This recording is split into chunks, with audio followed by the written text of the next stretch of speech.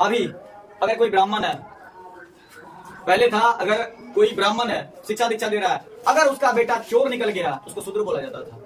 समझ रहे हैं? नीच काम करने वाले को शूद्र बोला जाता था। लेकिन अभी ब्राह्मण का बच्चा चोरी करे, डकैती करे, रेपिस्ट हो जाए, फिर भी उसे ब्राह्मण ही कहा जाएगा।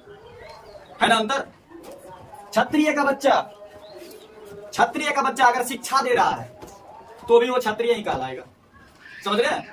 अगर वो रक्षा कर रहा है तो भी क्षत्रिय, शिक्षा दे रहा है तो भी क्षत्रिय, चोरी चपाटी कर रहा है तो भी क्षत्रिय, किसी प्रकार का कार्य कर रहा है तो भी वो क्षत्रिय ही कहलाएगा।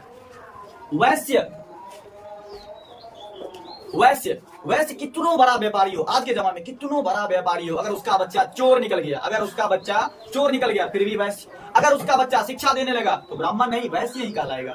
अगर उसका बच्चा रक्षा करने लगा तो भी वो वैश्य ही कहलाएगा। समझ रहे हैं? जबकि पहले क्या था? पहले था वैश्य, क्षत्रिय को कहा जाता था रक्षा। क्षत्रिय का काम क्या था? रक्षा करना। मतलब जो रक्षा करता था उनको क्षत्रिय कहा जाता था। लेकिन यहाँ देखिए, पहले वैश्य जो व्यापार करता था, लेकिन आज अगर वो चोरी भी कर रहा है ना वैसे ही कहलाएगा। और बात रही शूद्र उसको कहा जाता था जो नीच काम करता था। शूद्र उसको कहा जाता था कोई नीच काम करता था। और ध्यान दीजिए, इस दोनों में अंतर और तीनों में अंतर देख लीजिए, उलट इनके बारे में, शूद्र के बारे में बोला जाता है कि शूद्र का बच्चा अगर वो चोरी चपाटी कर रहा है तब तो वास्तव में शूद्र है। चोरी चपाटी कर रहा है तब तो वो वास्तव में शूद्र है। कोई गलत काम कर रहा है तो वो वास्तव में शूद्र है। लेकिन अगर शूद्र का बच्चा 6 शास्त्र और 4 वेद का भी ज्ञाता हो जाए तो भी वो शूद्र ही हो, तो भी वो शूद्र ही हो जाए। आप बोलेगा सर आप 6 शास्त्र और 4 वेद, इसका मतलब क्या हुआ? शास्त्र 6 होता है और वेद 4 होता है, तो रावण को दशानन क्यों कहा जाता है? बताइए तो। रावण का नाम सुने है ना? रावण को दशानन क्यों कहा जाता है? क्योंकि उसके पास 10 मुंडी है। किसी ने देखा है? फोटो में देखा होगा ना? अभी लोग सोचिए, अगर 10 मुंडी रहता तो सोने टाइम में डेली उसका 5 मुंडी टूटता, नहीं टूटता? थोड़ा ऐसे होता, कट टूट जाता, फिर इधर होता, फिर टूट जाता। समझ रहे हैं ना? तो उनके बारे में बोला जाता था चलत दशानन डोलन अबनी। इसका मतलब ये नहीं कि उनको 10 गो मुंडा था। उनके बारे में कहा जाता है कि 6 शास्त्र और 4 वेद के ज्ञाता थे। कौन? रावण। इसलिए 6 4 कितना हो रहा है? 10, इसलिए उनको दशानन कहा जाता था। समझ रहे हैं? देखिए दोनों में आसमान जमीन का अंतर। और एक बात, उत्तर वैदिक काल में कितनी गलत बातें लिखी गई, कितनी। एक तो सबसे पहला चेंज किया गया, पहला कर्म के आधार पे और दूसरा जन्म के आधार पे किया गया। क्या ये सही था? नहीं, बिल्कुल गलत था। उसके बाद इन्होंने मन के ढोंग के अनुसार लिखा। क्या लिखा? ब्राह्मण का जन्म ब्रह्मा जी के मुंह से हुआ है, ब्राह्मण का जन्म ब्रह्मा जी के मुख से हुआ है। तो आप लोग ही बताइए, किसी बच्चे का जन्म किस प्रक्रिया से होता है? क्या मुख से होता है? नहीं। क्षत्रिय का जन्म बोला जाता था ब्रह्मा जी के भुजा से हुआ है। क्या भुजा से किन्हीं का जन्म हो सकता है कभी भी?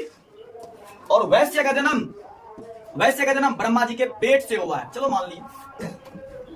और शूद्र ब्रह्मा जी के पैर से। क्या पैर से किसी बच्चे का जन्म होता है? कभी हुआ है? हो सकता है? नहीं। सबको पता है किसी बच्चे का जन्म कैसे होता है। समझ रहे हैं? हमारा भी जन्म उसी प्रकार से हुआ, आप सभी का जन्म उसी प्रकार से हुआ। और मैं पहले बता दे रहा हूं, इस वीडियो का मकसद वो नहीं है कि किसी को भड़का देना या फिर किसी की आस्था को ठेस पहुंचाना। इस वीडियो का सीधा मकसद है वास्तविक बातें जानना और समझाना। समझ रहे हैं? क्या ये सही है? वैदिक काल तक सही था। और तो और बोला जाता है ब्राह्मण का काम है भिक्षा मांग के खाना। ब्राह्मण का काम भिक्षा मांग के खाना। क्या सही है? अरे ब्राह्मण में हमको लगता है सबसे ज्यादा IAS IPS कलेक्टर वगैरह बनता, लेकिन लिखा क्या गया है? ब्राह्मण का काम भिक्षा मांग के खाना। क्या जिसने लिखा वो सही लिखा? नहीं लिखा। क्षत्रिय का काम रक्षा करना, वैश्य का काम व्यापार करना, और शूद्र का काम इन तीनों की सेवा करना। मान लिया जाए इस तीनों वर्ण के लोग एक गांव में इस तीनों वर्ग के लोग रह रहे हैं। समझ रहे हैं? और उसमें एक शूद्र है और वो बन गया IAS। क्या ये इनकी सेवा करेगा? सारा गलत बातें लिखी गई है ना? तो आप लोग खुद बताइए। यहाँ लिखा गया यहाँ सीधी बात ब्रह्मा जी पे ले लिया गया है। किनके? ब्रह्मा जी के ऊपर ले लिया गया कि ब्राह्मण का जन्म ब्रह्मा जी के मुंह से हुआ। क्या किन्हीं बच्चे का जन्म मुंह से हुआ है आज तक? हो सकता है? नहीं। दूसरी बात, क्षत्रिय का जन्म ब्रह्मा जी के भुजा से हुआ है। सबको पता है कि किसी भी बच्चे का जन्म माँ के गर्भ से होता है, ना कि मुख से होता है, भुजा से होता है, और ना पैर से होता है। ये सारा गलत बातें लिखी गई है ना? तो आप लोग ध्यान दीजिएगा कि यहाँ तो खैर लिखा गया, कोई दिक्कत नहीं है। सबसे पहला गलती, ऋग्वैदिक काल को गलत किया गया इस जगह लिख के। क्या गया ना, यहाँ कर्म के आधार तक ही ठीक था। कर्म के आधार तक अगर ठीक रहता तो आज इतनी महामारी नहीं फैली रहती, है ना। महामारी फैली होगी। यहाँ लड़ाई किस चीज पे?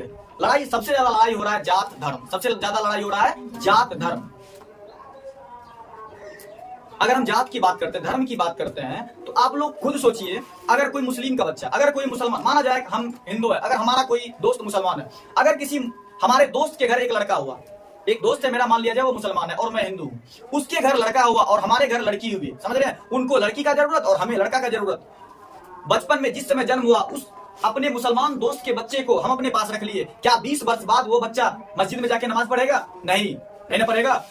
वो किस धर्म को मानेगा? हिंदू धर्म को मानेगा। लेकिन वही उसी जगह हमारे घर लड़का हुआ था, मान लिया जाए हम दोनों दोस्त एक दूसरे में एक्सचेंज कर लिया, हम अपना लड़का उनको दे दिए और उनकी लड़की हम ले लिए, तो क्या 20 वर्ष बाद हमारे घर में जो बच्चा जन्मा था, क्या वो 20 वर्ष के बाद मंदिर जाएगा? नहीं, वो मस्जिद जाएगा।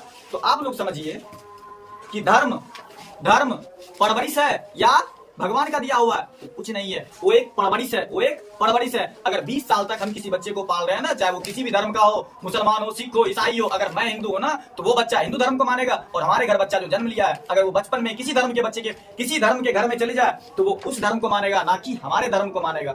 समझ रहे हैं? ऊपर से बोला जाता है ईश्वर ने सबको एक करके भेजा, सबको एक करके भेजा, सब कुछ बांटा यहाँ गया है। समझ रहे हैं? चलिए इसी के ऊपर हम पूरा डिटेल रूप से, अभी तो मैं सिर्फ बेसिक बताया इसके बारे में, समझ रहे हैं, पूरा डिटेल मैं नेक्स्ट वीडियो में लेके आऊंगा और फुल तैयारी के साथ। ठीक है, अब यहाँ आज यहीं तक रहने देते हैं और इससे आगे अगले वीडियो में हम देखेंगे। ठीक है।